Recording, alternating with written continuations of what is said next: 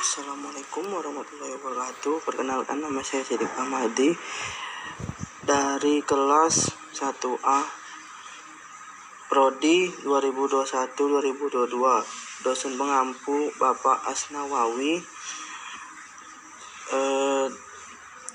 Baiklah, di sini saya akan menjelaskan materi yang telah diberikan oleh Bapak Asnawawi. Baiklah, untuk menjelaskannya, Peraturan Menteri Pendidikan Kebudayaan Republik Indonesia Nomor 50 Tahun 2015 tentang Pedoman Umum Ejaan Bahasa Indonesia dengan rahmat Tuhan Yang Maha Esa. Menteri Pendidikan dan Kebudayaan Republik Indonesia menimbang bahwa sebagai dampak kemajuan ilmu pengetahuan, teknologi dan seni, penggunaan bahasa Indonesia dalam beragam ranah pemakaian, baik secara lisan maupun tulisan, semakin luas. B. Bahwa untuk memantapkan fungsi bahasa Indonesia sebagai bahasa negara perlu menyempurnakan Pedoman Umum Ejaan Bahasa Indonesia. C.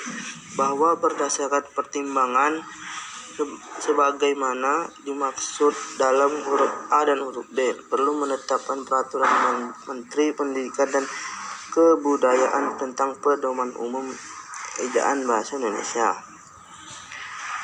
Baiklah, selanjutnya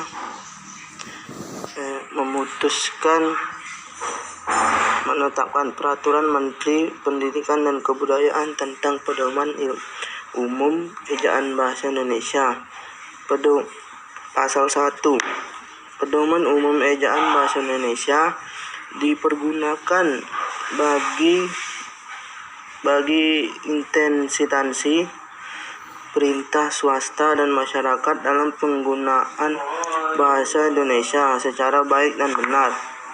Pedoman Umum Ejaan Bahasa Indonesia sebagai dimaksud pada ayat 1 tercantum dalam lampiran yang merupakan bagian tidak terpisahkan dari Peraturan Menteri ini. Pasal 2. Pada saat Peraturan Menteri ini mulai berlaku, Peraturan Menteri Pendidikan Nasional Nomor 46 Tahun 2009 tentang Pedoman Umum Ejaan Bahasa Indonesia yang disempurnakan dicabut dan dinyatakan tidak berlaku. Pasal 3. Peraturan Menteri ini mulai berlaku pada tanggal diundangkan agar setiap orang mengetahuinya. Memerintahkan pengundangan Peraturan Menteri Pendidikan dan Kebudayaan ini dengan penempatannya dalam Berita Negara Republik Indonesia. Diundangkan di Jakarta pada tanggal 30 November 2015, Direktur Jenderal Peraturan Perundang-undangan Kementerian Hukum dan Hak Asasi Manusia Republik Indonesia.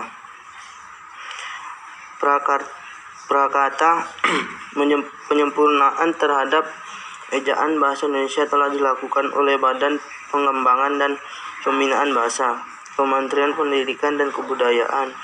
Penyempurnaan tersebut menghasilkan naskah yang pada tahun 2015 ditetapkan menjadi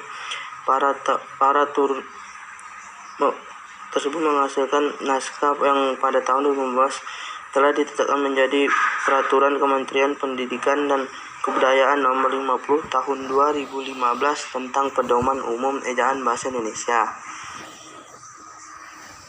Penyusunan pedoman ini tidak terlepas dari kerja keras dan kontribusi berbagai pihak. Oleh karena itu, penghargaan dan ucapan terima kasih kami sampaikan kepada segenap pakar dan ahli bahasa, pengembali kebijakan di tingkat kementerian, serta kalangan masyarakat yang telah bekerja sama mewujudkan tersusunnya Pedoman Umum Ejaan Bahasa Indonesia. Jakarta, Maret 2016. Pengembangan Pedoman Bahasa Indonesia, Badan Pengembangan dan Pembinaan Bahasa, Kementerian Pendidikan dan Kebudayaan.